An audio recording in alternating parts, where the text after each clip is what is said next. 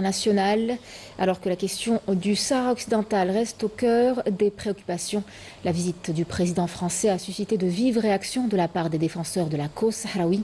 Les voix se sont multipliées pour dénoncer le soutien de la France au Maroc.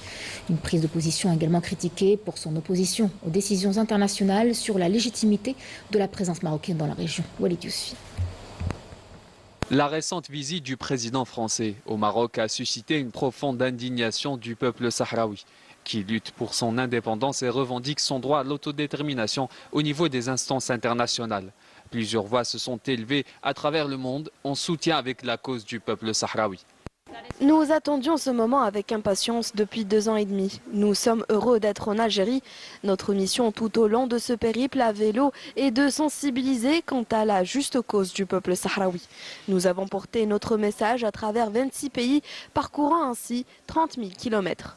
En tant que citoyen suédois, je tiens à exprimer toute ma solidarité avec le peuple et la cause sahraoui. La visite de Macron au Maroc n'a fait que rendre les choses encore plus compliquées qu'elles ne le sont déjà. Cette visite constitue un obstacle face à toutes les initiatives et tentatives de paix. Avec cet accord, le président Macron a craché sur la légitimité internationale et ce, en soutenant l'occupation du Sahara occidental par le Maroc. De son côté, le Sahara occidental affirme que la démarche de la France va à l'encontre du droit international et des décisions de la Commission de décolonisation des Nations Unies et celle de la Cour de justice européenne. Les décisions de la Cour de justice de l'Union européenne constituent un revers pour l'occupant marocain. La Cour a en effet statué sur l'illégalité des accords commerciaux conclus en 2019 entre l'Union européenne et le Maroc. Cette décision souligne que ces accords ont été établis de manière injuste, sans tenir compte des droits du peuple sahraoui à l'autodétermination. L'exploitation des ressources agricoles et de la pêche dans les terres occupées du Sahara occidental est également jugée invalide.